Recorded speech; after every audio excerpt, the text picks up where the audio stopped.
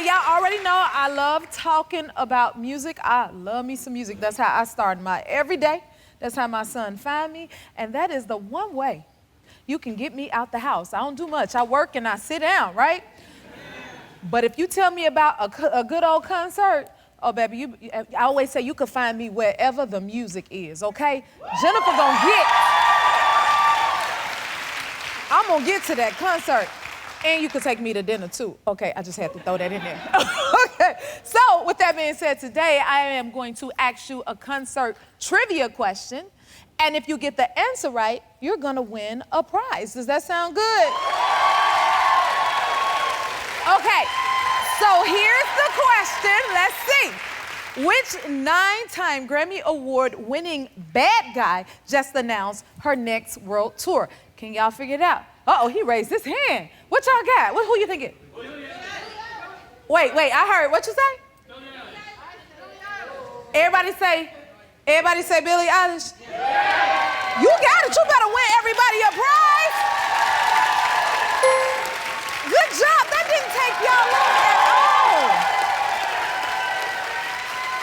Man, okay, so y'all ready to hear about y'all prize? That didn't take y'all long at all. Okay, you clearly know a thing or two about a good old concert, so I'm sure you've heard about Live Nation. Y'all heard about Live Nation? Live Nation Concert Week gives fans access to $25 tickets for over 5,000 shows all year long. From May 8th to May 14th, fans can go to their website to purchase tickets and see the full list of shows. So you all are getting a $200 Live Nation gift card. Come on up here, baby. This is for you guys. Enjoy the concert, everybody. Just like I would. Yes. Ooh, I'm excited about that. Since we got this energy going, how about we keep it going and have some more fun and bring out my first guest and keep it musical. Listen. Y'all better be ready for her. She's a 3-time Grammy winner and one of the most beloved entertainers in the business. Please welcome the queen of country music, Reba McEntire. I have to say, first of all, thank you for being here again at the Jennifer Hudson Show. I appreciate it so much. Reba, have you gotten used to all the love and how much people love you? No. I haven't gotten used to that. I love it. I adore it. People say, what's the greatest thing about being an entertainer? And I say that response. Yes. That applause, this, blowing kisses. Y'all are so special. I love y'all. Oh, my goodness. Love that. So sweet. Who would get tired of that? Nobody. Oh, my goodness. Crazy people. People must act up everywhere you go. Especially, you surprised everyone at Stagecoach? I did. Oh, my goodness. What was that night like? Oh, it was fun. Of course, I was still on Tennessee time and coming out to California. Miranda Lambert didn't go on stage at Stagecoach until about 10 o'clock. 10 o'clock. That's midnight my time. I'm already horizontal, out like a light. And so I was like, oh, we gotta hurry. I'm sure you woke up the place, though. Everybody went crazy. Fun. It was fun. Oh, my goodness. Like, that is amazing to see you be able to come out there with stars like that and have a moment like that. And again, to feel all the love and receive the love. Now, let me get to this, because I lost my mind watching you sing the national anthem at the Super Bowl. Thank you. That was fun. That right there. Oh, my. What do you remember about the moment? And I gotta ask you, do you still get nervous at all? I did not. I wasn't nervous at all. Of course, I've been singing that song for over 50 years. So I knew the song. And that's what makes you really nervous, is when you don't know the material and you don't feel comfortable. But Ralph Lauren made that outfit for me. Yes. I felt so, oh yeah. And I was comfortable. I had my boots on. So I just walked out there and had a great time. Listen, she like, that's easy work, Jennifer. Shoot, the nerves that'll hit you when you singing it for an audience of that magnitude. So I had to ask the pro. You like, I was thinking about my boots and my outfit. That is awesome. Speaking of the Super Bowl, like you posted a picture with you with the boots and the fur. Can we show it? Look at this right here. The boots with the fur.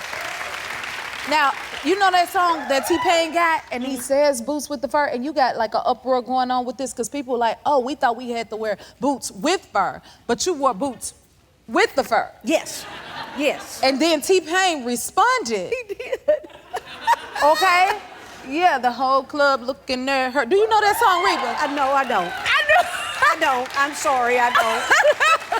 Well, it's a whole song, so you probably didn't know what was going on. I was like, does Reba even know this song? I did not. I'm so sorry. Looking they at said her. that T-Pain's reposted, and I said, okay, great. Who's T-Pain? But I got an education. See, that's what's so great about being in this business. You can learn something every day. Yes, ma'am. Yes, ma'am. And you schooled us and didn't even know what was going on. I did. I just rolled with it. I love it so much. Now, you have been such an inspiration to so many women by being your own. Like, what inspired you to be able to do that? Where did you get that confidence from? Oh, just hanging in there and continuing and learning.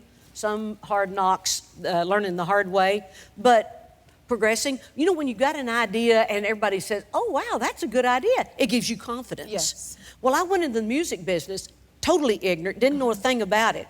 And when I'd get an idea and they said, oh, that's a good one, or I'd choose a song, they'd say, oh, that's a good one. Then it gives you confidence and you can move forward and have more ideas. Yeah. And so when that keeps multiplying, then you have more confidence. You show up on time, you're prepared, and everything runs smoothly. And it runs smoothly. Yes. And it's ran smoothly for you for quite some time. Can you please tell us about your campaign with Dove? The campaign with Dove was really special because it was eliminating AI in all of their commercials. They're not going to use it. They're going to have pictures of beautiful women with what they considered flaws. I didn't consider any flaws. I thought they were totally beautiful. They were not AI generated. And so it was what you see is what you get. Nice. I love that. Yeah, well, I I had a video several years ago, and I wrote the concept, and we filmed it in Chalky, Oklahoma, where I grew up. And it's a song called Just Like Them Horses. Ooh. And so when we got finished with the video, the label said, okay, now we're ready for beauty work. And I said, I don't want beauty work. You better tell them.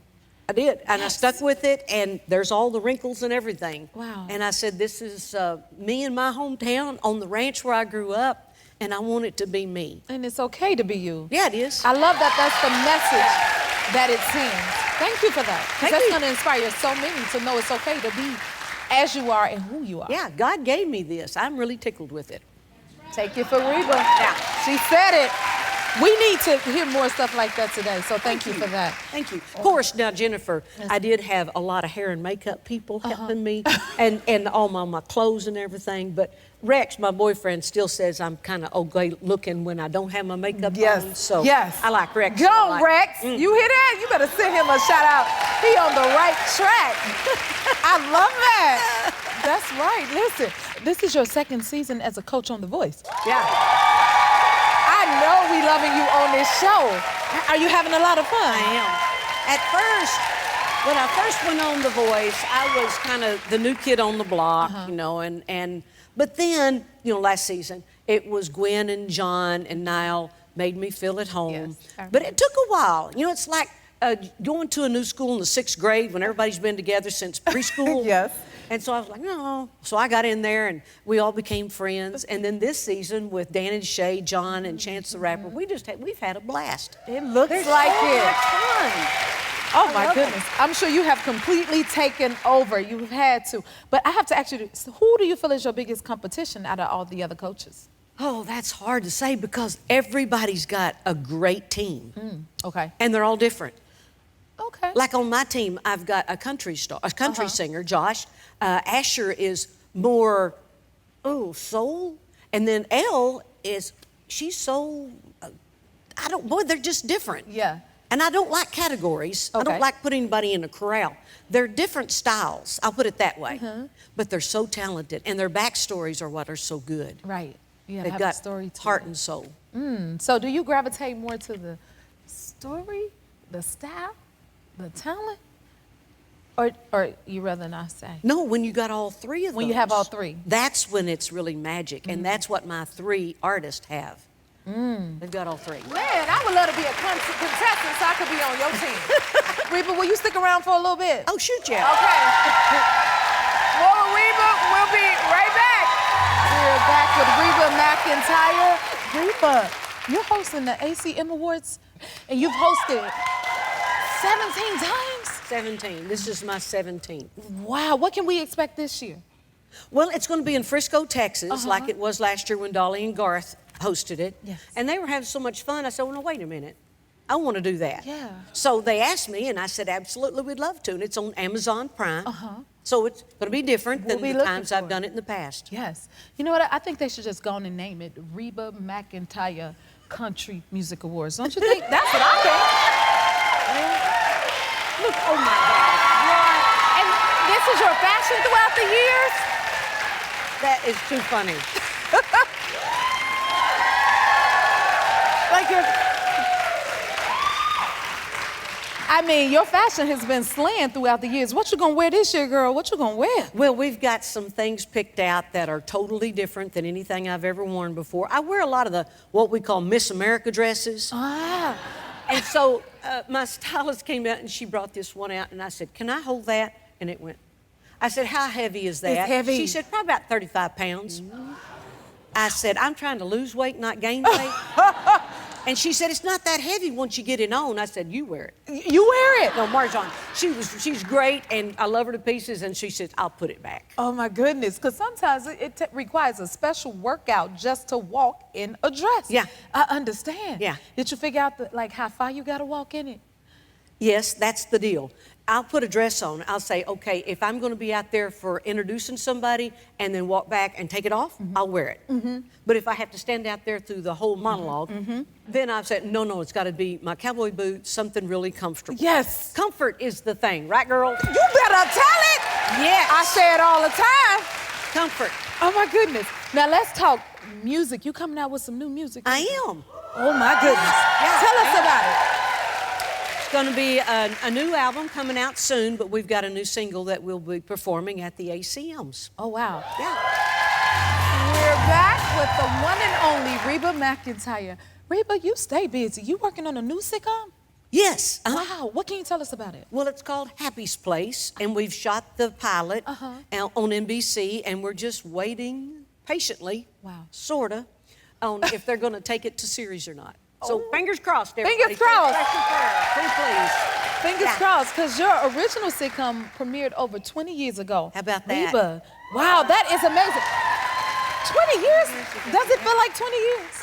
It seems like a few years sometime and 100 years on the other time. But we had such a wonderful time. We're all still real close. Yeah.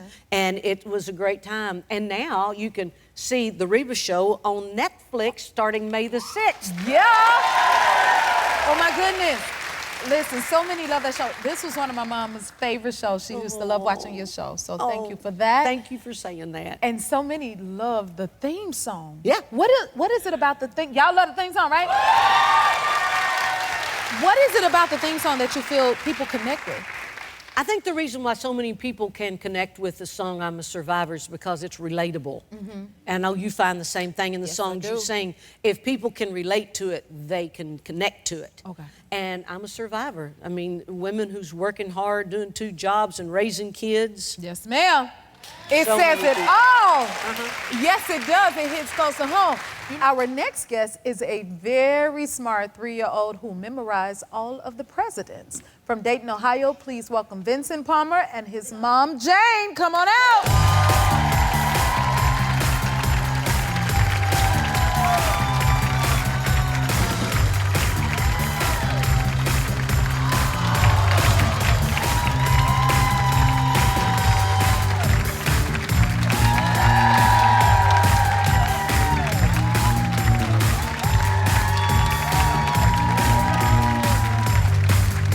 As cute as a button. Oh my God. It is so nice to meet you. What do you tell her? He looking at the people. Yeah. You see all the people, Vincent? You are so precious. Oh my goodness, thank you for being here, Mom. Oh, thank you for having us. Are we excited? Yeah. Yeah. You're gonna teach us about the presidents today, Vincent? Yeah. You love the presidents? Yeah. You do? Yeah. How did you get into the presidents? Do you have a book? Yeah. You have a book about presidents, right? And you go to bed with your book about presidents, Yeah. right? Yeah, and you listen to a song about it, right? Oh, that's you right there. Do you like to hear bedtime stories about the presidents? Yeah. Yeah? Oh my goodness. Tell me, when did you notice he had a love for president? Well, we got him this book, and he loved the book, and he started reading it, and then he just, I don't know, he started talking about them and seeing them and on money, and he just, you liked it, right? Yeah. Yeah. Can you tell me what the presidents do? What's their job? What's their job? What are they the leader of? What country? United States. The United States. You don't just know the presidents, you like know the order of the presidency, huh? Yeah. Can we play a little game and I'll Yeah. show you some pictures and you teach us Yeah. who they are? Is that okay, Vincent? Yeah. Y'all want to see Vincent do it? Let's see how good you are. Oh my goodness. so excited. Okay. Uh-oh, I want you to see my stuff. Now, who is this? James Garfield. Oh my God, James Garfield. You're good. Do you know what president he was? Yeah. What number was he? 20. What? He's right, the 20th right? president. High five. Wow. Okay, what about this one? Tell her. Who was it? Ronald Reagan. Ronald Reagan. Ronald Reagan. And which president was he? What number? 40. 40. Yeah. 40. Good job. Wow. What about this one? Herbert Hoover. Herbert Hoover, okay. And what number president was he? 30. No, 31. 31? Is that right? Hey! High Oh my God. Okay. Teddy Roosevelt. Theodore Roosevelt. And which president was he? 26. This is amazing. Good job. Oh my goodness. I got another one for you. John F. Kennedy. John F. Kennedy, yes it was. What did John F. Kennedy win? A Purple Heart. A Purple Heart, yeah. Wow, this is amazing. We could do this all night. Okay, how about this one? Joe Biden. Oh my goodness. And which president is he? 46. You're right. 46. Take a high five. My goodness. Oh my God. We got time for one more. Okay, who is this one? Richard Nixon. Richard Nixon. And what number president was he? 37. 37. 37? Yeah. He said it, the 37th. Oh my goodness. Okay, I mean, you're acing this like, it's amazing. You're really good. Do you think you'll run for the president one day? Yeah. You will? Okay. Well, I got a few more quiz questions for you. Yeah. Can we play one more game? Yeah. Okay. What instrument did Bill Clinton play? A saxophone. Who else plays the saxophone? Bill Clinton. Oh, Bill Clinton. And who else? Daddy. Daddy plays Aw. the saxophone. Do you think you'll play the saxophone one day too? Yeah. Yeah. Yeah? Yeah. That'll be really nice. We would love that. And then our president again will play the saxophone because you said you were going to be the president. Okay. Who is on Mount Rushmore? Which president? George Washington. Teddy Roosevelt. And then Lincoln and Thomas Jefferson. Way to go. This is amazing. Okay, which president served 2 non-consecutive terms? Oh, who was president twice?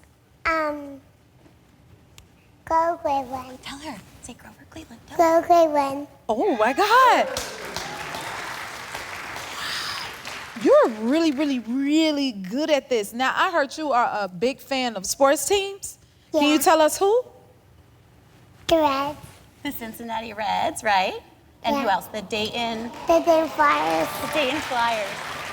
Vincent, you are so adorable and you are so, so smart. You know we got a little gift for you. Can we give you a little gift to take home with you? Is that okay?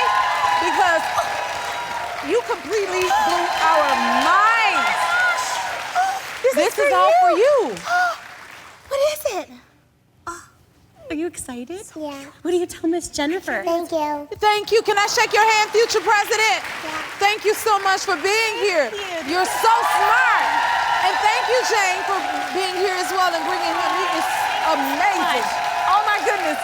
We'll be right back. I am sitting here with the future president, President Vincent. Our next guest's passion to shape the minds of future generations is incredible. She is an educator, a scholar, an author, and I am so honored to have her here today. Please welcome Dr. Mahalia Hines. Okay, now I have to get into this. Let me tell you about yourself. Your career spans over 45 years and 17 years as a teacher, 17 years as a principal, 8 years on the Chicago Board of Education, and appointed to the Board of Directors for the Obama's Foundation. Y'all hear that? This is a woman about the children. You're the board president and co-founder of the Common Ground Foundation, a nonprofit organization run with your son, Common. Can you tell us about that?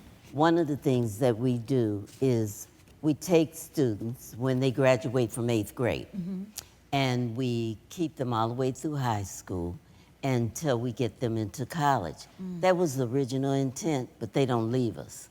So now we have them all the way through college. Wow. And while they're with us, what we try to do is develop the whole child. We work with them academically, spiritually, culturally, preparing them to get ready to be really contributing citizens to society. Wow. I love that. I love when you say you don't leave them. Do most people leave children on their own? And what do you mean by you don't leave them? Well, basically, they can reach out to us at any time. Even though they're in college, they still reach out to us. As a matter of fact, I have one of the young men who actually was in my 6th grade class in school when I was a principal, and now he's with us, Wow. working as a mentor. So they don't leave us. Wow. And they become the mentor. They become the mentor. Wow. Okay, talk to me now. Let's get into your book, Tomorrow's Children. This is so important to me. This is why this book touched me so much, because I'm raising a kid right now in a society full of technology, which at times feel like it could be having more of an influence on the kids than parents, so we're up against a lot. So I feel like this book it is extremely helpful for mothers that are raising kids today. And I know some of y'all understand right now what I'm talking about. So can you tell us about your book, Tomorrow's Children? The book came about because I attend a technology conference every year, ASU, and I was real excited last year because there was so much new technology, and I was introduced to AI and several programs that would have helped me as a teacher. So I left there real excited. But by the time I got home, I started to thinking, okay, how are we gonna have high tech without high touch? High tech, high touch. Because the human element cannot be left out. And right now, I was beginning to see that that's what we were missing. Right. And so I started to think about, how was I raised? I was raised with manners. I was raised with respect. I was raised with gratitude. And I wasn't sure I was seeing that anymore. So I said, I think I'm gonna talk to some of the... Y'all can clap. My first intent, Jennifer, I said, I'm gonna go talk to the tech companies who are creating these educational materials for it. And then some said, they ain't gonna listen to you. Why do you think you could walk into tech companies? I thought I could. So someone said, you need a platform. Yeah. So I said, I'm gonna write a book. I'm grateful. It's so necessary for this time because we're all still trying to figure out things. And I hear you have 10 lessons for parents, caregivers, anyone that's involved with the children to have a guide to follow. So can you go over a couple of them for us? One of them is imagination. I think you need to be very intentional if you're a parent about what you want your child to be. Yes. And whatever you want them to be, that's what they need to see. And in this day and age, you have to model the behavior that you want them to have. Modeling. You cannot be talking on the phone, cussing your sister out, or whoever, talking negative Yes. to anyone on the phone, and then turn around and tell your child don't cuss. It doesn't work that way. You got to be the example. You have to be the example. That is so important. And let's talk about like this lesson about co-parenting and who's parenting and what is co-parenting the child. Explain that. Because of technology, I know that you have noticed every child has some kind of phone or tablet or something in their hand. They're looking at YouTube, TikTok, and all of those kinds of things. So I'm asking you, are you the most influential thing in a child's life, or are you letting technology influence them? Wow. Technology is good, and it's here to stay. Yes. And so one of the things I think we have to do is instill the values in children that you want them to have so that they can be discerning. You're not going to stop them from looking at TikTok. As soon as they get away from you, they're going right back to it, Yes. or some of the other social media. So the thing you have to do is join them. Join them, look at some of the things that they're watching, and let them know how you feel about them. But do not put down what they're looking. Bite your tongue if you have to. Okay. And simply say, why do you like that? Well, Make them think about it. Let them think about Yeah. it. And then once they answer, you let them know why you don't like it for them. Don't make an issue, move on. But give them the examples they need.